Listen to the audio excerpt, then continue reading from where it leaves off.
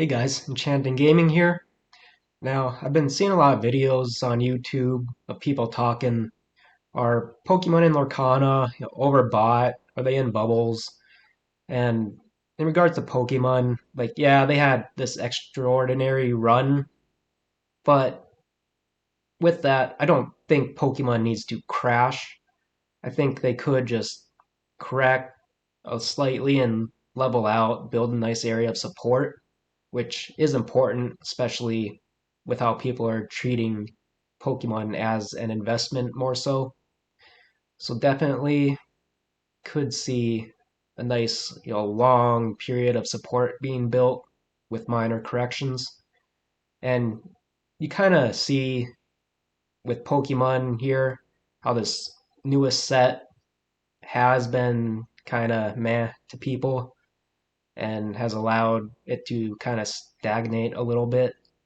And then on top of that, you have them coming out with more prismatic to help stabilize things. So definitely for Pokemon, it'd be great for them to have this lull period for a while. Now, in terms of Lorcana being in a bubble, I don't see that. I do believe it has definitely heated up, especially for sets 9, 10, and 11. No, the three that have iconics in them. The other sets, like sure, first chapter got a little bit heated, but sets 2 through 8, not so much.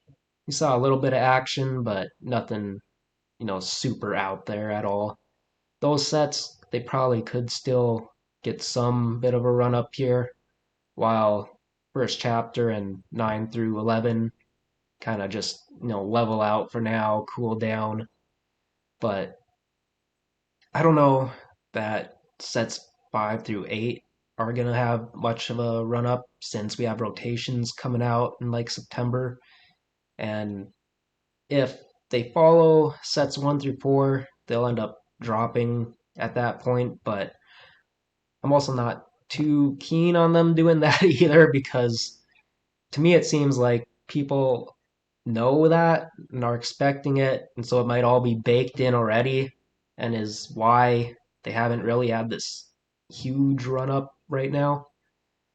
So maybe they just kind of stay as they are, but we'll see on that. Who knows for sure. Now, sets 9, 10, 11, especially set 9, I hope really just levels out for now because if we start getting these Mickey's selling for 10K plus, it kind of scares me in the sense that I think Ravensburger might then do these reprints that investors do not want. I don't think the players or the collectors so much care, but the investors definitely are out there voicing their opinion on that. So I would be leery if I were an investor about wanting Mickey going above 10K here. No, just kind of maybe sit on the sidelines and let Wilds Unknown come out, gain attention from everyone, and let that set have its run. Let 9, 10, 11 cool off.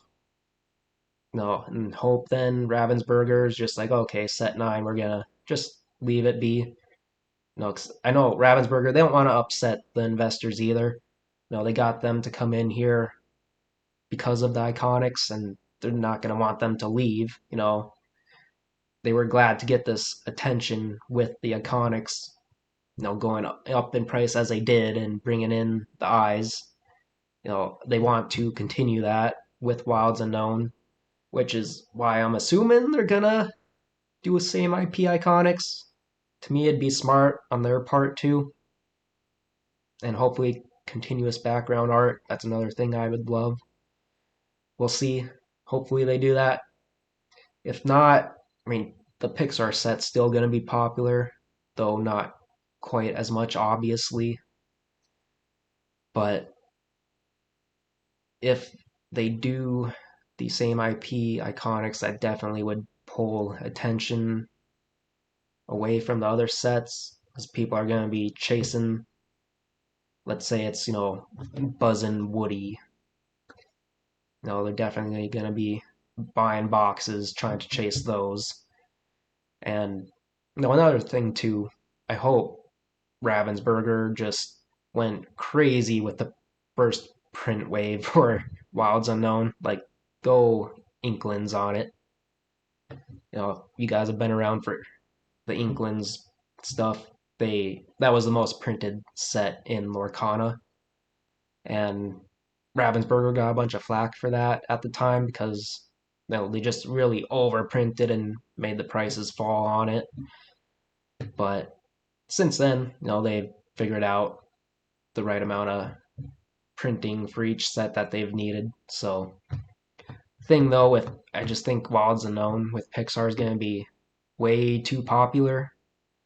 So they definitely are gonna want to print more, and if they want to draw attention away from sets 9, 10, 11, they're going to want the stores to be stocked with Wilds Unknowns, that when people go in they're like, oh hey, it's Wilds Unknown, let's grab some of that.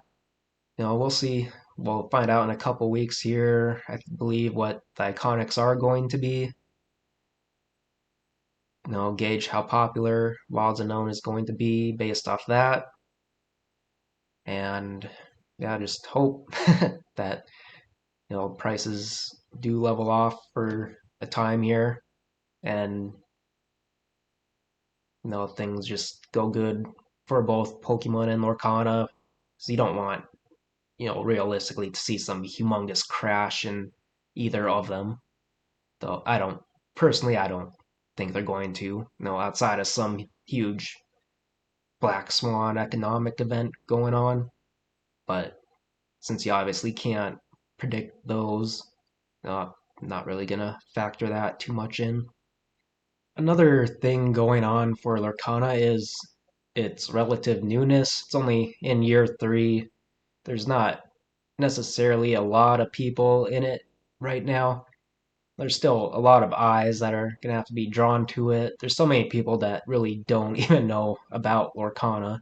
I only found out about it 1 year ago. So, imagine just how many people out there still need to find out about this game. Whereas if you're comparing to Pokemon, like pretty much everybody knows about Pokemon. If they're wanting to get into Pokemon, they likely have by now. So there's more worry there in that regard. Although at the same time with Pokemon, it is treated more as a investment nowadays, so there is some support from that. Lorcana though, I just don't see them being in a bubble. They definitely, with this Pixar set coming, they're gonna attract eyes, and they've got so much more that they can do for this game that I just think they're only gonna increase, their player base, their collectors, their investors in it. It's just got so much more upside to me, where Pokemon can be a lot more stagnant right now. So that's kind of just my thoughts, and yeah, I'll catch you guys in the next one.